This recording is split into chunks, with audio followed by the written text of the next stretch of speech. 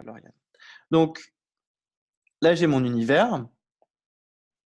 Tout est contenu dans mon univers. B, il est là.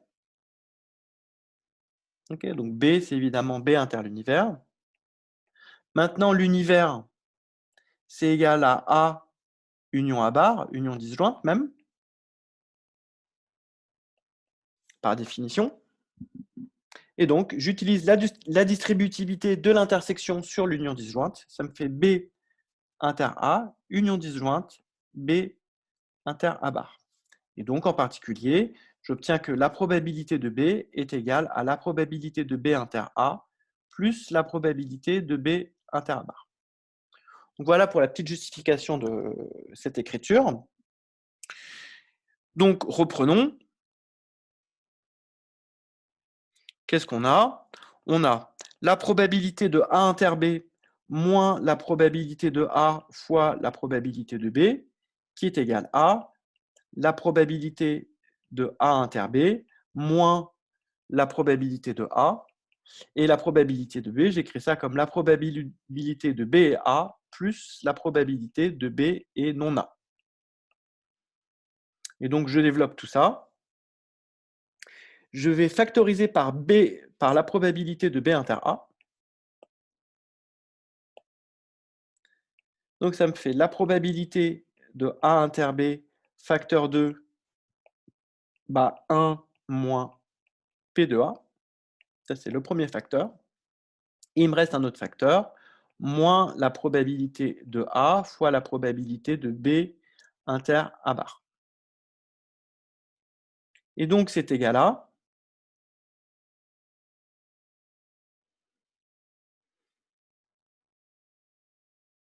c'est égal finalement à la probabilité de A inter B fois la probabilité de A bar moins la probabilité de A fois la probabilité de B inter A bar. Maintenant, je vais avoir deux éléments à regarder. Ce premier élément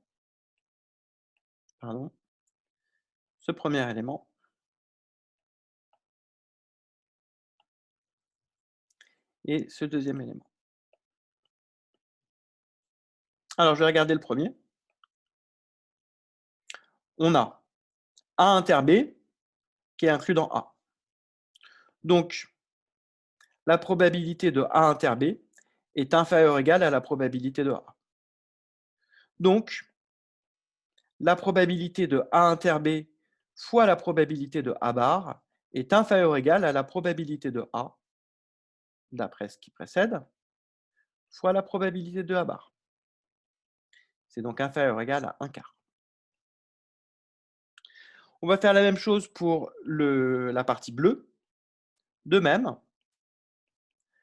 j'ai B inter A bar qui est inclus dans A bar. Donc, la probabilité de A fois la probabilité de B inter A bar est inférieure ou égale à la probabilité de A fois la probabilité de A bar, c'est-à-dire inférieure ou égale à 1/4 d'après l'exercice précédent. Et donc, j'ai deux nombres. Ces deux nombres-là appartiennent tous les deux, sont tous les deux positifs ou nuls, et sont tous les deux inférieurs ou égales à 1/4. Ainsi, j'ai les deux nombres. Le premier nombre, c'était on va leur donner des noms. Lui, je vais le noter alpha, et lui, je vais le noter bêta. Méthode notation.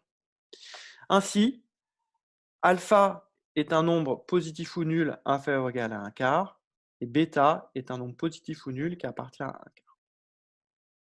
Et on sait que dans ce cas-là, quand j'ai deux nombres qui appartiennent à un même intervalle, leur écart, leur distance est plus petite que la longueur de l'intervalle.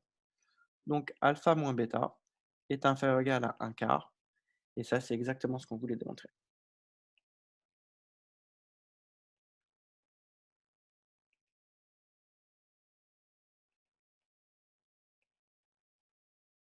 Voilà la démonstration. Voilà pour cet exercice. Ah, 3h30 pour Tanguy. 3h30 durée de recherche. Alors, Voilà, moi c'est pareil que vous. Cet exercice-là, hem, malheureusement pour moi, l'année passée, j'avais pas noté ma solution et donc j'ai dû la rechercher, cette année et j'étais bien content de la retrouver et on verra un peu plus tard dans l'année une autre solution de cet exercice qui est beaucoup plus belle. Exactement comme ce matin, on a vu une solution très belle, très conceptuelle de l'exercice qui, montrait que toute forme linéaire sur l'espace des matrices est égale à la trace fois de A fois la matrice, eh bien, on verra une redémonstration de cet exercice qui tiendra en 2 lignes, qui sera un peu plus conceptuel. Donc voilà pour cet exercice. Je vais arrêter